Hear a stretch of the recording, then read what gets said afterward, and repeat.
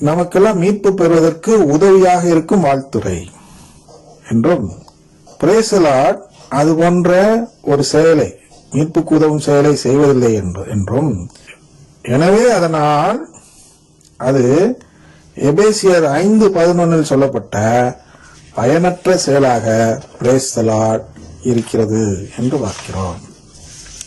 அடுத்து நாம் மூணாவதாக என்ன அம்சத்தை பார்க்க இருக்கிறோம் என்றால், UR 4 வத்திக்கான் சங்கேடில், 2ஆம் வத்திக்கான் சங்கேட்டில் UR 4 என்ற அந்த பகுதியை பார்க்கும்பொழுது அது என்ன மைய கருத்தை கொடுக்கிறது என்றால், காமன் செலிப்ரேஷன் ஆஃப் யூக்கரிஸ்ட். ஏற்கனவே பார்த்துட்டோம் முன்னுரையில, அறிமுகத்தில்.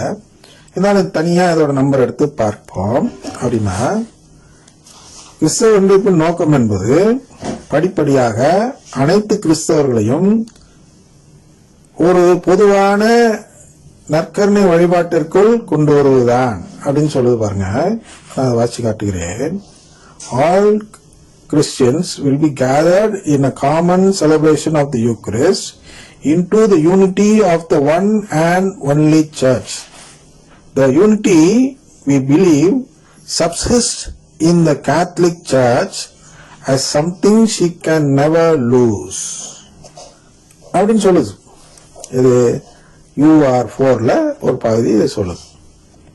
ஆனால் நாம் பிரேஸ் தி லார்ட் சொல்லலாம் என்று ஒத்துக்கொள்ளும் பொழுது மறைமுகமாக நாம் ஒரு அறிக்கை அடிக்கிறோம். அது என்ன என்றால், இந்த யூனிட்டி, அந்த ஒன்றிணைப்பு என்று சொல்கிறோம் என்றால், அந்த ஒன்றிணைப்பு நிலையில் கத்தோலிக்க திருச்சபை இல்லை என்றும், அது மற்ற சபைகளுக்கு தான் போயுள்ளது என்பதையும் நாம் மறைமுகமாக அங்கே அறிக்கை அடிக்கிறோம். அதாவது இந்த சங்க ஏட்டுக்கு எதிரான கருத்தை அறிக்கை அடிக்கிறோம். அது திருச்சபைக்கு எதிரான செயல். இதெல்லாம் தெரிஞ்ச இந்த ஃபாதர்ஸ்லாம் எந்த குருக்கள்னா, இந்த நற்கருணை நம்பிக்கைக்கு எதிரான குருக்கள் இருக்கிறார்கள் அல்லவா, எதிர் நம்பிக்கை. எதிரான அப்படிங்கிறது வேற, எதிர் நம்பிக்கை கொஞ்சம் வித்தியாசம் இருக்கு. அதனால எதிர் நம்பிக்கை அப்படின்னா என்ன, நற்கருணையை நம்பாத வேறொரு நம்பிக்கை வைத்திருக்கக்கூடிய நபர்கள். அவர்கள் இப்படிலாம் அந்த சங்க ஏட்டுக்கு எதிராக போதிக்கிறார்கள் பிரேஸ் தி லார்ட் சொல்லும் பொழுது. அப்படிதான் நம்ம பார்க்கணும். அடுத்தது UR 7க்கு போவோம். 4வது கருத்தாக, நோ எக்குமெனிசம் வித்வுட் கன்வர்ஷன். UR 7ல சொல்லிருக்கு, மனமாற்றம் இல்லாமல் அங்க இது இல்லைன்னு. இவங்க சொல்றாங்க சும்மா சேர்ந்துட்டு பிரேஸ் தி லார்ட் சொன்னா, ஜெபம் சொன்னா அங்கே ஒன்றிப்பு வந்துருச்சுங்கிறாங்க. அதெல்லாம் இல்ல, மனமாற்றம் தேவை. அதனால் ஒரு சகோதரர் வேற சபைகளை சேர்ந்த சகோதரோடு சேர்ந்து ஒரு ஜெபம் சொல்லிவிட்டால், அங்கே கிறிஸ்தவ ஒன்றிப்பு வந்து விட்டது என்று யாராவது சொன்னால் அதை நம்பாதீர்கள். அது கிறிஸ்தவ ஒன்றிப்பு அல்ல. வேணுமானால் ஒரு படி நெருங்குகிறது என்று எடுத்துக்கொள்ளலாம், சேர்ந்து சொல்லுங்க. ஆனா எப்படி சொல்லணும்னா, கிறிஸ்தவ ஒன்றிப்புக்காக ஒரு படி நெருக்குவதற்கு வேணும் பயன்படுத்தலாம் இல்லையா. அங்கே நிறைவு இல்லை, பிரைஸ் தி லார்ட் நிறைவு அல்ல, மாறாக அவங்களை பிரிக்குது. அப்ப எதுங்க ஃபர்ஸ்ட் படி எங்க போகுதுன்னா, அவங்களுக்கு அவங்க குற்றத்தை எடுத்து சொல்லணும்.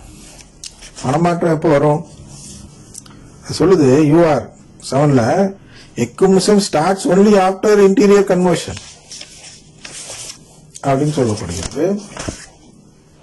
அதனால் நாம் ஒரு கிறிஸ்தவ ஒன்றிப்பு முயற்சியில் ஈடுபட வேண்டும் என்றால் நாம் என்ன செய்ய வேண்டும் என்றால், முதல்ல இந்த இன்டீரியர் கன்வர்ஷன் சொல்றோம், அவங்க மனமாற்றம் அடைய செய்ய வேண்டும். அதுக்கு என்ன செய்யணும், முதல்ல அவங்களுக்கு அந்த குடும்பம் என்ற நம்பிக்கை வர வேண்டும்.